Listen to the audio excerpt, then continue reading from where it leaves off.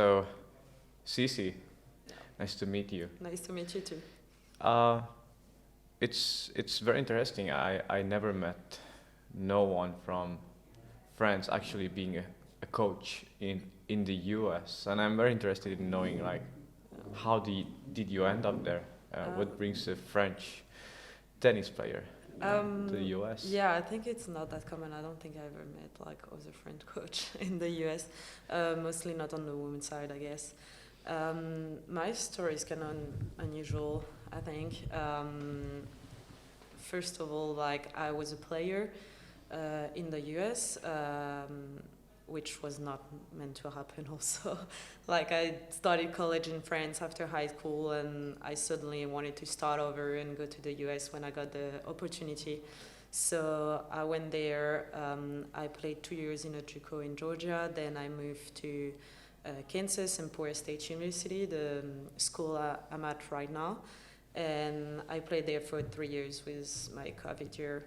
I got an extra year. Then I started my master, became the GA, so assistant coach for men and women's team.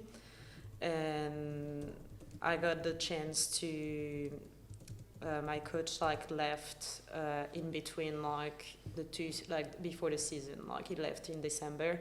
And so my school had to find a coach in January before the season started, which was very hard.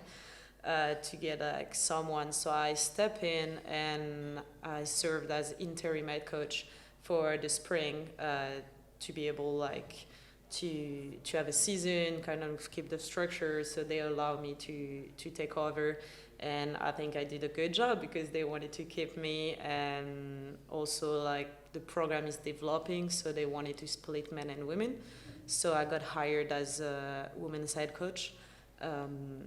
Last year, so I just finished my first season as a head coach and about to start my second one. That I would say is stellar growth Yeah.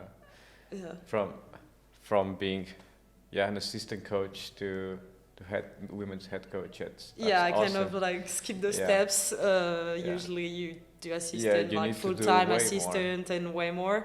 And that's why I'm always like grateful for my administration, and there were so many people that supported me, my team, my players too. The girls were great. They always like gave good feedback to the administration about me, and also my administration took like their chance on me, which I was not the obvious choice, but I'm very grateful like to work in this like amazing environment. Well, but you need to work to put you in the spot so that if there's the opportunity, then you're there. Yeah, So, I definitely work hard for it. So, I don't like when people say I've been lucky. I've only been lucky on the timing, but obviously, like the hard work paid off, and I'm really happy about it. yeah. Because I love coaching. Like that's not something I was like planning on becoming. I just became the GA to get like my master and everything, and I started loving it. And I'm like, why not? Doing something like you love. Yeah, because this was my question. You were telling me you were studying in France, then you got the chance in the US. Yes. What were you studying? Was it something sport related? Because No, now not at all. you're a head coach, so I'm very interested in knowing like. Yeah, nothing what's makes your way? sense in my educational like journey. I started like studying law in France, and I wanted to be a lawyer. So when I arrived in the US, I got my bachelor degree in political science, which is not related to sport at all. Then I got my master in IDT, instructional design and technology, which was like interesting, but I just realized that's not what I want to do. Like, I don't want to be in an office, 9 to 5 and do the regular, office job. Like, I have too much energy for this. So that's what I love about coaching is you never get bored. Like, you're on the court, you also, in your office doing, paperwork. Every day is different. And even every season is different. Like, even if you have the same team or same player, it's always going to be different. So that's what I love is I'm not getting bored. So That's awesome. Well, you can use a little bit of your political background too when it comes to managing the team and the people, which is, I guess, a very important part also. So you start being the assistant coach, men's and women's. The opportunities there, your work proves you.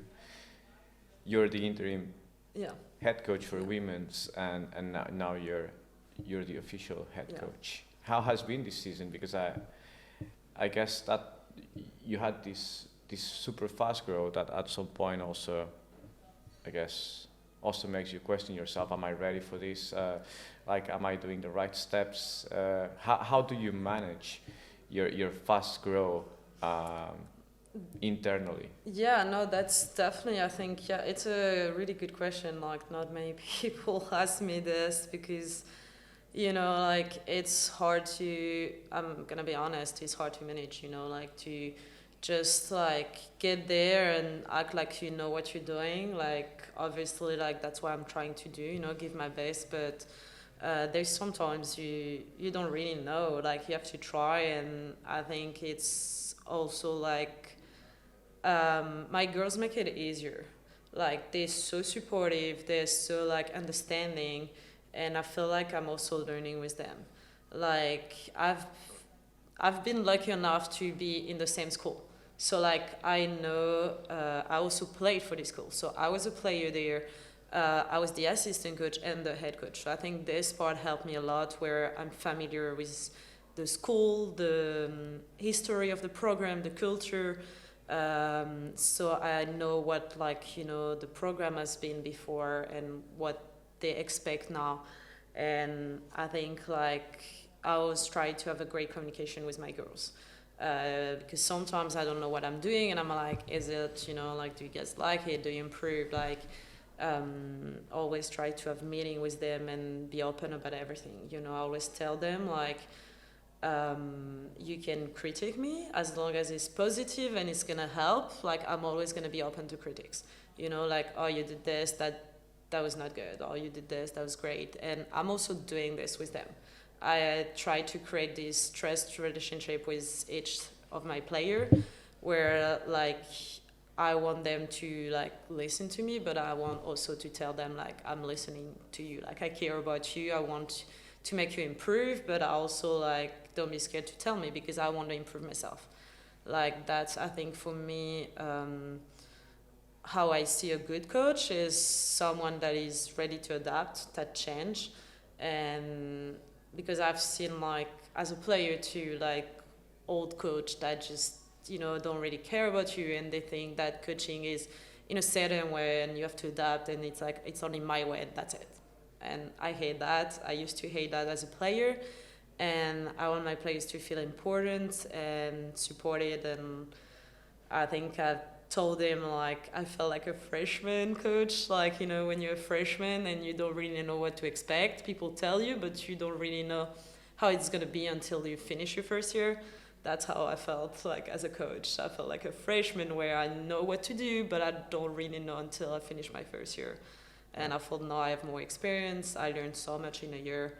And I'm also lucky to have, like, the men's head coach that has a lot of experience, that really helped me too. If I have any question, he's always, like, here to help me. So yeah, I feel really supported. So I'm not really scared about how it's gonna go. I'm very confident. Oh, that's awesome. That's awesome. And it's an amazing attitude. Like, there's lots of things that any of us, like, there's things you gotta learn. Yeah. And there's experience you have to have, and then the first time you go through them, then you know how to manage them. And definitely. I didn't pretend to know everything. Like, I act like this, because with a player you cannot say I don't know. So I'm acting like I know, but there's so many times I'm like, I need to figure out, or look for the solution, or find the good words or the good advice. But yeah. But it also has positive things, I would say. The fact that you're young, they also see you as probably a closer person to talk about how they feel, or talk about their problems. Like, so you said you played there, right? Which also means you can understand probably them better, their situation. I think I'm, like, to develop a little bit more on this, I think it's super interesting. Would you say is there a difference between how do you have to deal, talk, manage internationals as you were one day than Americans? I think that's definitely something, you know, that makes me different from a lot of coaches. I'm not American. So my vision of like tennis, being an athlete, being in the US, far from your family, leaving everything, like I do understand that. And I think like some of my players can relate to that.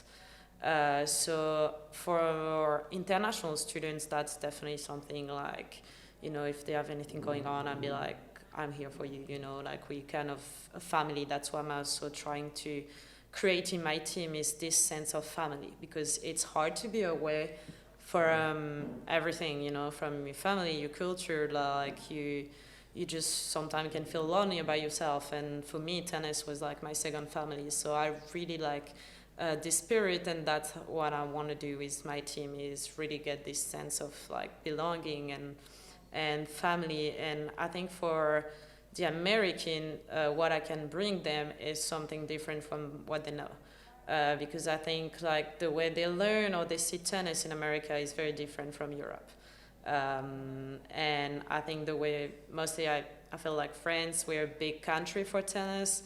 So the way I learn it is very different, and I can bring this, I think, to the American is another vision, is make you improve and like make you see things different, and getting you more like open-minded to another culture and everything. So that's what I like in my team is I don't want an American team or international team. I like to have both. Because I think everyone can learn from each other, and that's what I love too, is having diversity in my team. Oh, that's great. It's good that you're international. What you were saying, right? You can understand them. I guess you used to miss the French bread when in the US. The bread in the US is terrible. Not just the bread, no. the cheese, the wine, everything. Yeah, so you can also understand when your players feel like that. Yes. Probably it's one of the small downs that the US has compared to mostly Europe, I would say. Yeah. Even if maybe Germany is not the best known country when it comes to food too. So you're talking about you being or trying to understand where your players come from, trying to help them, try and also give them a hand on different things. If they are from the US, different perspectives, as you were saying, different ways to see the sport even. But the coach, apart from the sport side, and you know it very well, also has a big role when it comes to the personal development of your athletes. I mean, it's an age where the person is still under formation, not only athletically, but also mentally, its personality, and your players spend a lot of time with you. They used to do it as assistant coach and now as head coach. And that's a big of a responsibility that sometimes no one thinks of. They think that the coach focuses on the sports side, but at the end you're also helping them on their daily dramas, Definitely. on Mostly their with girls. insecurities, just to shape them a little bit more, help them, educate them at the end. You now as a head coach, or also last year as assistant coach, how do you feel this role affects you as a coach? Actually, like that's kind of the part sometimes I like the most is this. I always like to tell people, you know, I'm more like a life coach than a tennis coach. Because again, there's some people that just gonna be like, okay, it's my job and just have to focus on tennis and that's it, you know, and I have to change your game, whatever, like help you on strategy. But like, I think for me, that's not enough. Like tennis is so much more than this. Like, and we know how tennis is mental. Tennis is so much mental, and I think sometimes like people forget it or leave it on the side and don't give too much importance to it. But we know that if mentally you're not like well, you're not gonna play well. You can be the best player in the world, like if you're not there mentally, like your performance are not gonna be good. So that's definitely something that is important for me. Sometimes even more than tennis, you know, I always tell like I'm not gonna teach my girl how to play a forehand. Like they know how to do a forehand. Like if I go into tennis advice is just gonna be small details that could make a big difference. But I think for me, the impact is it's gonna be more on outside and like make sure they're feeling well mentally. That's something, you know, that is very important to me. Is mostly nowadays, I think the mental health is taking like a big part. So that's why I'm always trying to be open, you know, if they have anything going on, you know, in their life, I'm always going to be like, I'm here for you. I might not be the first person you want to talk to, but in case, like, yeah, I'm just going to listen to you. And also, like, on the court, this mental aspect has to be like, I give my girls like a notebook. So after every match, they have to kind of like have a debrief of their own match and reflect on what was good on the tennis, what was good on the mental aspect, and obviously what was bad on both. So I want to reflect on both aspects, the tennis and the mental. Like, did you handle the pressure well? Or how did you manage your emotion on the court? So that's definitely something that can make a big difference mostly on the women tennis. I think sometimes girls could be very emotional. Can you read that notebook, or it's for them? Yes. After it's kind of up to them. Like, it's not like a secret journey, like secret diary. It's just like, I told them like I go over this like at least once a month, and if they want to go over after a match and discuss with me, I'm always open. My door is always open to talk about anything. So if they want this, they can just come and we talk about it. And that's something I really love about my job, that you don't have in a tennis coach in a country club. Like in a country club, you just teach tennis and that's it. And I think I love this part. That's why I wanted to be a college coach, is, you know, figure out also like about psychology, because everyone is different. You behave this way on the court, but the other girl next to you is going to behave differently. And me as a coach, I cannot talk to you the same way than I talk to the girl next to you.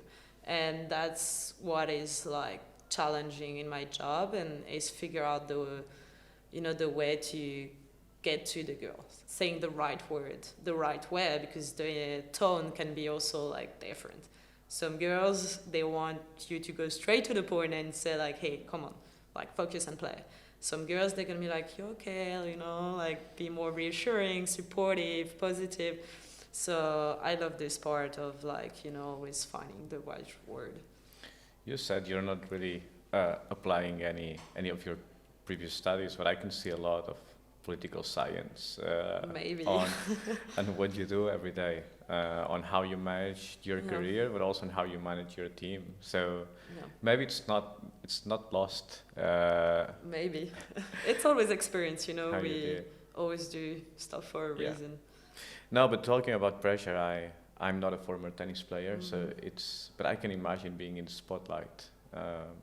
It has to be super demanding. I always played team sports, and it's now different, because triathlon, but you train with a team, so it's when sometimes watching tennis and you're just by yourself. They fail points and you can hear this woo on the crowd, and it has to be crazy. But there's some studies that just, you know, prove that tennis is one of the hardest sports mentally. And I think one of the reasons is because you're in your mind so much. Like, as you said, like you did triathlon, usually like when you do it, you don't really stop.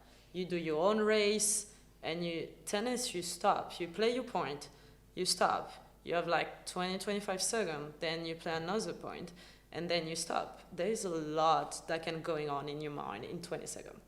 Like, you can really turn into negative thoughts, or like, it could be like, you know, anything. And no one is with you or in your head, so that shows like, you know, which player are stronger or not strong enough. Because like, there was actually some studies that were made that said that a tennis match is usually an hour and a half.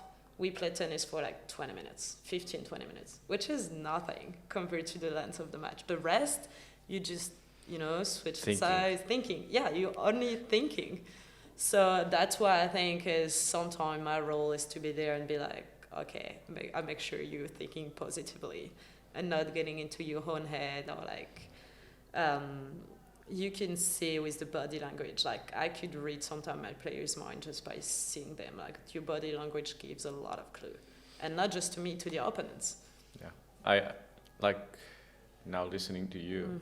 It makes a whole lot of sense that you try and take action on the mental part, given the percentage of time you're playing and you're thinking, right?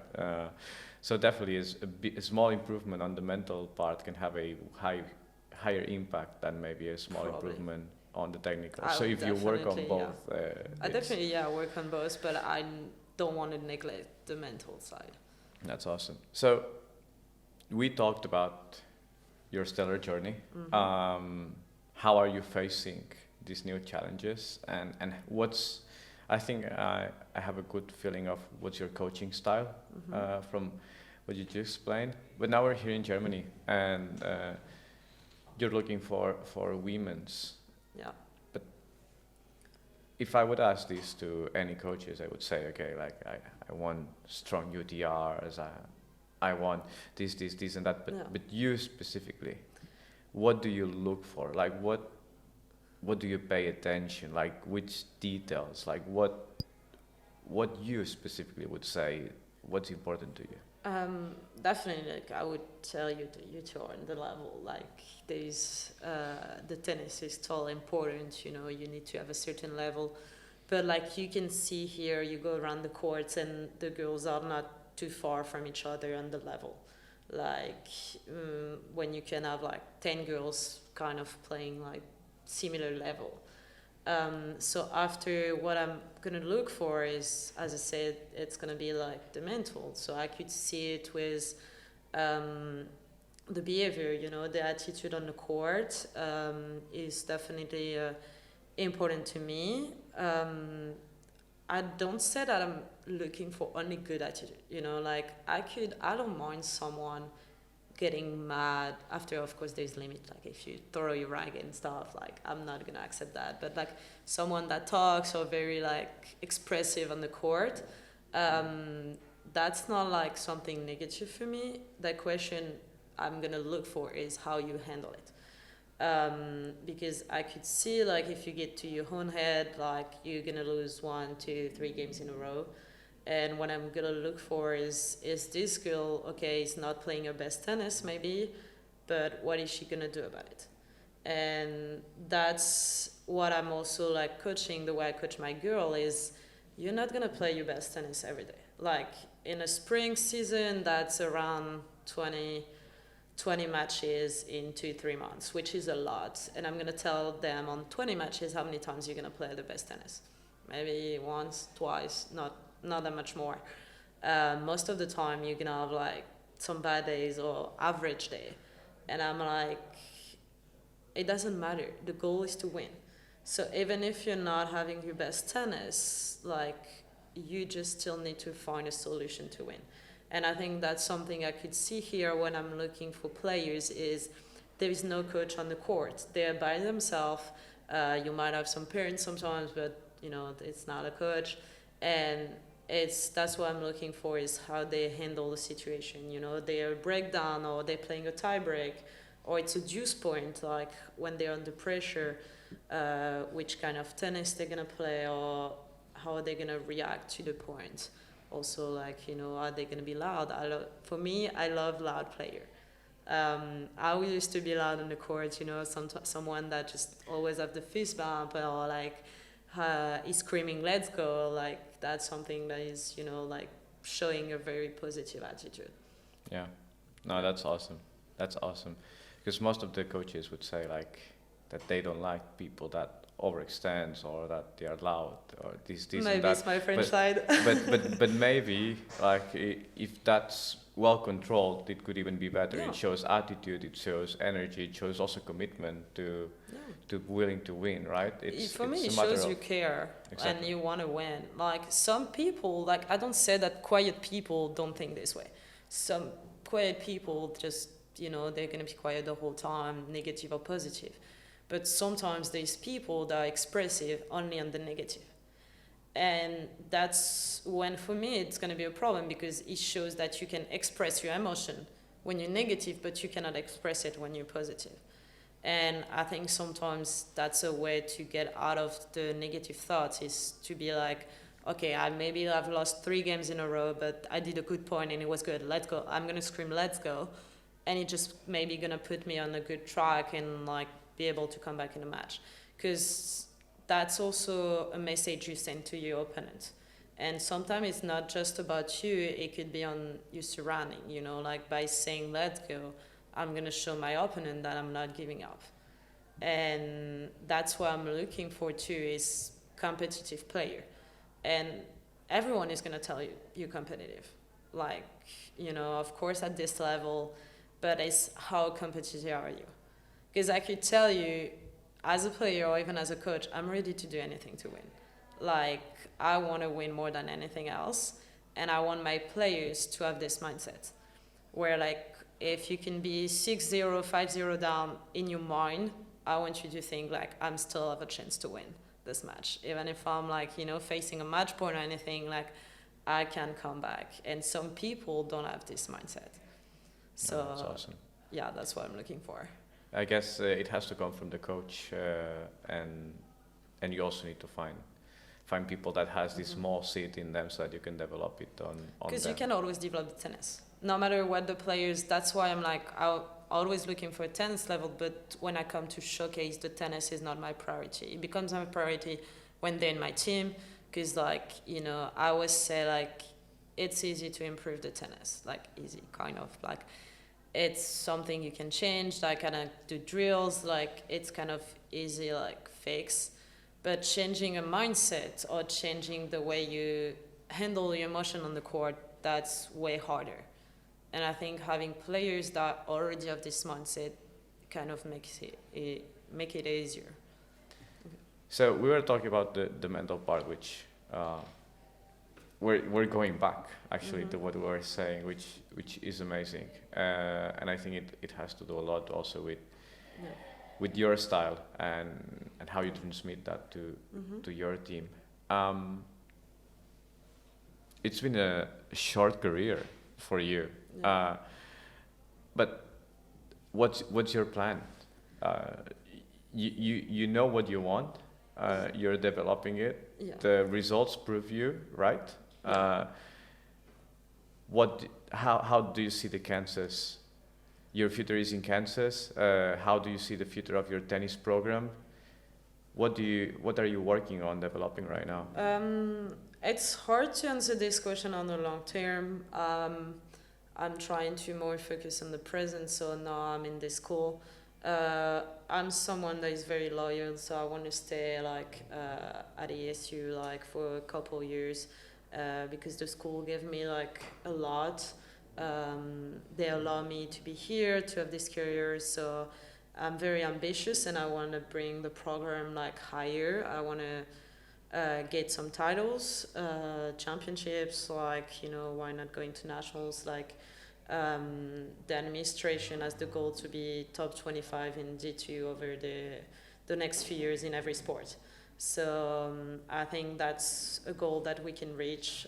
For me, I definitely want more than this. I want to go as high as possible, and I think we have the potential for it. We got a brand new facility actually 3 years ago, so that's something that definitely helps for player development.